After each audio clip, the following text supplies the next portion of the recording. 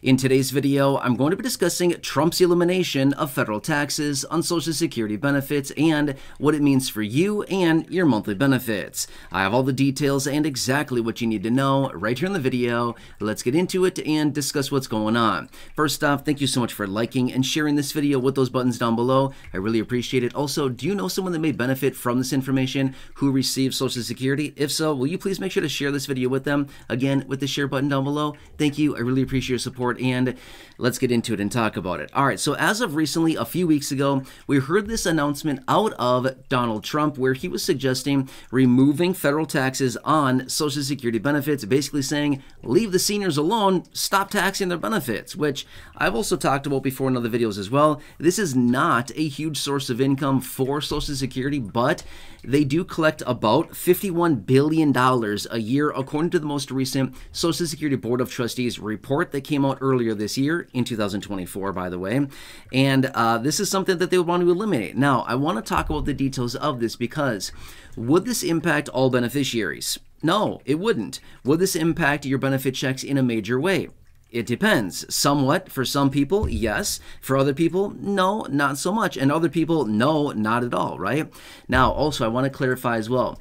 Is this taxation that goes into the trust fund? Well, it's a little tiny bit, okay? I'm not talking about Social Security payroll taxes. That's something totally different. I'm talking about taxation of Social Security benefits, otherwise known as double taxation. This is a thing as well, okay? So some beneficiaries do need to pay taxes on their Social Security benefit. Not everybody, but these thresholds have been in place for many decades, and they have not been increased due to inflation. Therefore, more and more people every single year, as benefits have gone up as of recently because of the high COLA raises and things like that, we've seen more and more people paying taxes on their Social Security benefit. So I want to talk through those thresholds as well as what this means for you monthly benefit and all the details about it. All right.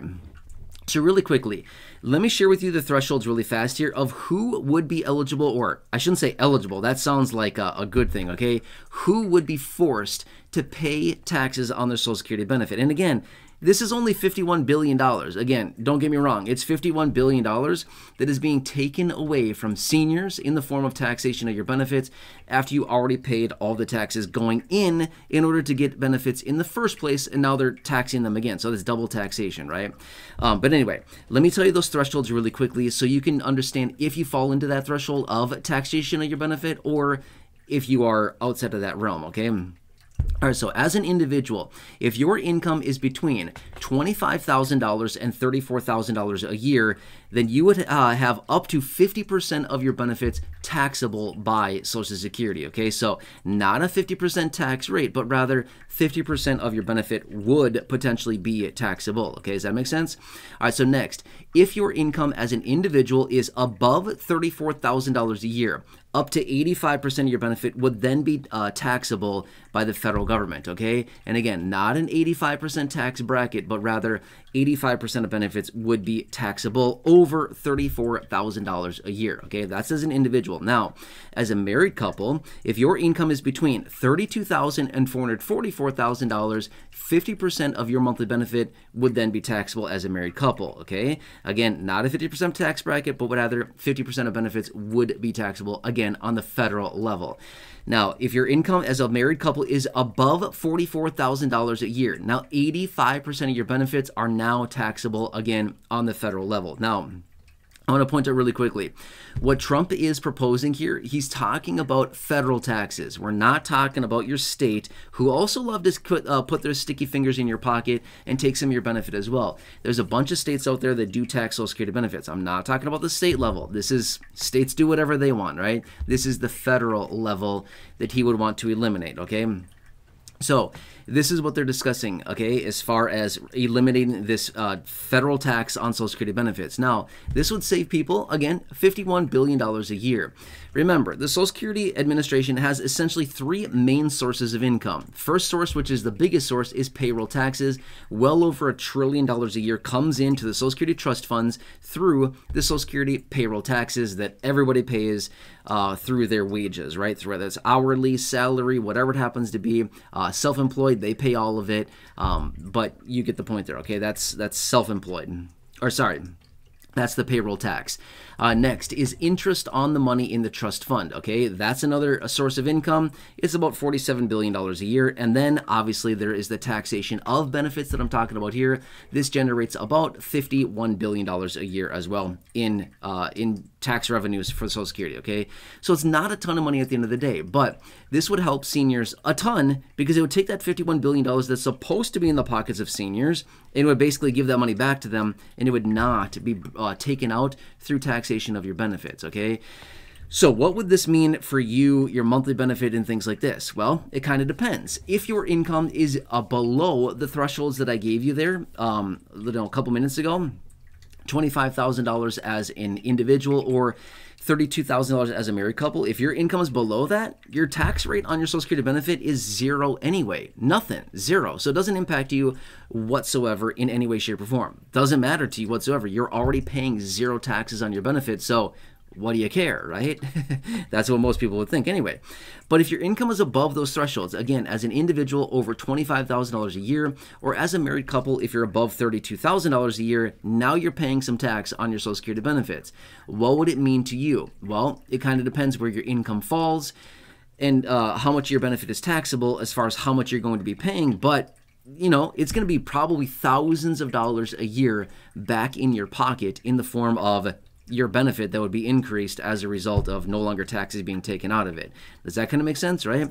So at the end of the day, it's not like we're talking $100. We're not talking probably $10,000, but we're probably talking anywhere between, maybe $1,500 and, $3,500, probably for the vast majority of people, somewhere between kind of that range. $1,500 and probably $3,500 a year is what most people are probably paying in taxes through the taxation of their benefit. Now, again, that's just a rough kind of estimation there. Just kind of the bulk of people are probably paying somewhere between that range. And again, it could range, above that, below that, things like that, but that's kind of the range there, okay? So it'd be a lot of extra money in your pocket. I mean, it could be a couple months worth of rent. It could be a couple mortgage payments that they're taking. It could be, months and months and months, maybe a year's worth of groceries for some people. It's a lot of money that a lot of people would probably be relying on, okay? So this is a popular thing. This is something that Donald Trump has introduced. What is the likelihood of something like this actually passing? I don't know. I'm just simply saying. I'm not really sure. I think it's probably going to kind of a little bit difficult. I would say this much as well. But who in Congress is really going to come forward and say, nope, we're going to keep the taxation of benefits and we want to continue taking money from seniors?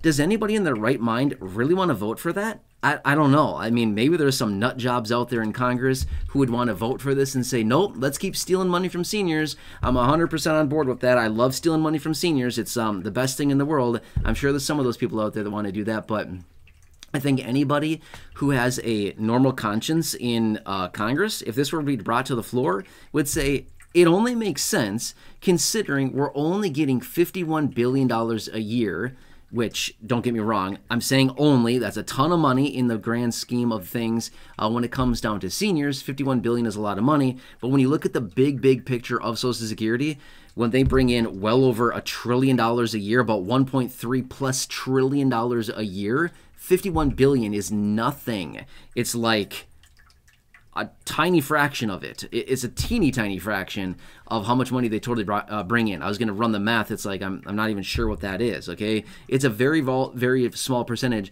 of the total money that they actually bring in to Social Security on any, in any given year. It's actually about 3.5%, okay? Maybe 4%. Yeah, it's maybe about 4%, okay? Yeah, it's about 4% to be fair.